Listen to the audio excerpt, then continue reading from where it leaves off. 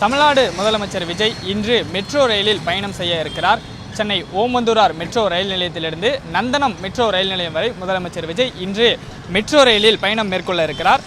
நந்தனம் வரை மெட்ரோ ரயிலில் பயணம் செய்து வரக்கூடிய முதலமைச்சர் விஜய் நந்தனத்தில் இருக்கக்கூடிய மெட்ரோ தலைமையகத்தில் ஆய்வு மேற்கொள்ள இருக்கிறார்.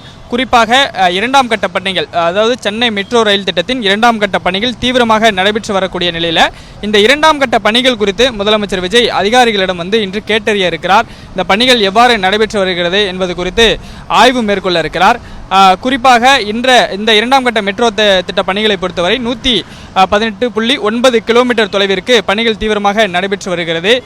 இரண்டாம் கட்ட மெட்ரோ திட்ட பணிகள் தீவிரமாக நடைபெற்று வரக்கூடிய நிலையில் எந்தெந்த இடங்களில் பணிகள் தற்போது வரை முடிந்திருக்கிறது, எப்போது திட்டம் முழுமையாக நிறைவடைய இருக்கிறது, சுரங்கப்பாதை அமைக்கும் பணிகள் நிறைவடைந்து விட்டதா, பெரும்பாலான இடங்களில் நிறைவடைந்திருக்கக்கூடிய நிலையில் ஒரு சில இடங்களில் இந்த பணிகள் நடைபெற்று வருகிறது.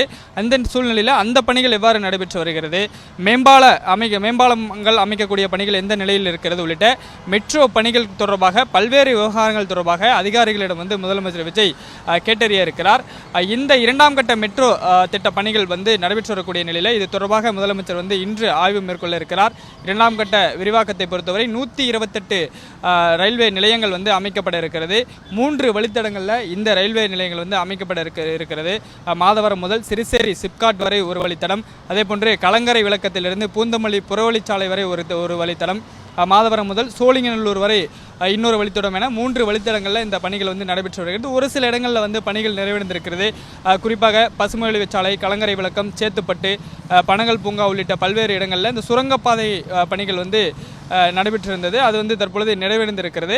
அதே போன்று கலங்கரை விளக்கம் மயிலாப்பூர் முதல் ராயப்பேட்டை, ஆர்கே சாலை, பசுமொழிச்சாலையிலிருந்து மந்தவெளி ஆகிய சுரங்கப்பாதை பணிகள் நிறைவடைந்திருக்கிறது.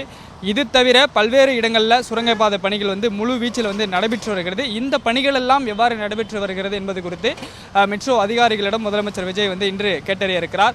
குறிப்பாக முக்கியமாக உயர்மட்ட மேம்பாலங்கள், இந்த கிண்டி கத்திப்பாரா அருகே 101 அடி உயரத்தில் மிக பிரம்மாண்டமான இந்த மேம்பால பணிகள் நடைபெற்று வந்த நிலையில் அந்த பணிகள் நிறைவடையக்கூடிய தருவாயில் இருக்கிறது.